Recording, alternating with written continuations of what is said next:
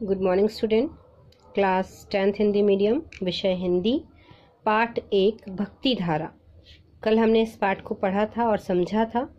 आज हम इसकी एक्सरसाइज को कंप्लीट करेंगे।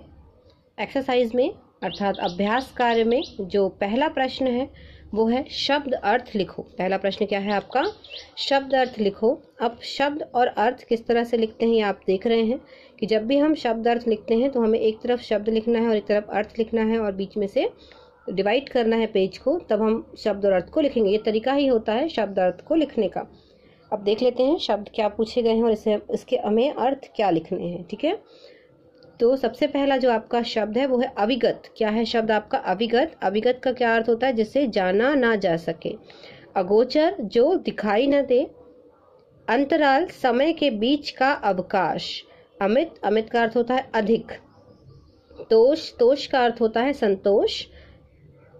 निरालंब का अर्थ होता है बिना सहारे। सुरसरी का अर्थ होता है गंगा। पारस का अर्थ होता है एक विशेष पत्थर जो लोहे को सोना कर सकता है। ऐसा कहा जाता है कि पारस एक पत्थर होता है जो यदि लोहे को छू जाता है, वो पत्थर हम उसको टच करा देते हैं तो जो लोहा होता है वो सोने में परिवर्तित हो जाता है।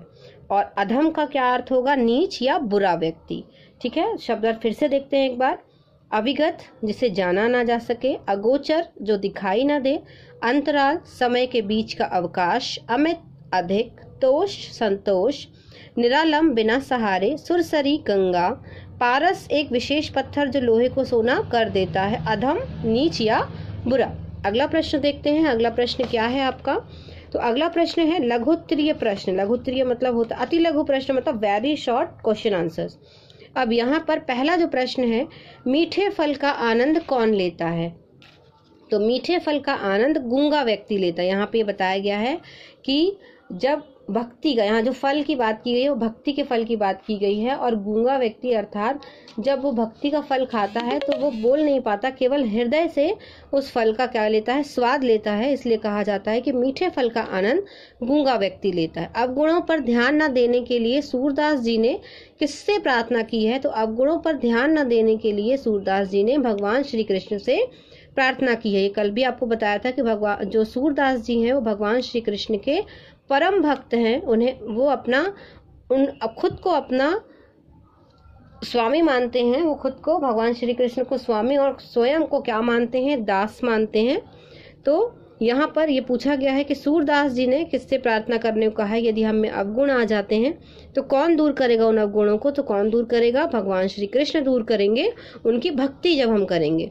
पारस में कौन सा गुण पाया जाता है? तो लोहे में, जैसे आपको भी बताया मैंने कि लोहे में यदि हम पारस को छुआ देते हैं, यदि पारस को हम टच करा देते हैं तो क्या होगा? वो सोने में परिवर्तित हो जाता है। तो पारस में लोहे को छूकर सोने में बदलने का गुण पाया जाता है। अगला जो प्रश्न है वो क्या है?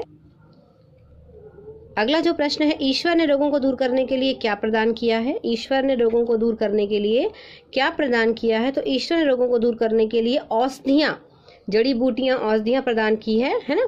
जायसी के अनुसार संसार की सृष्टि किसने की है? संसार की रचना किसने की है?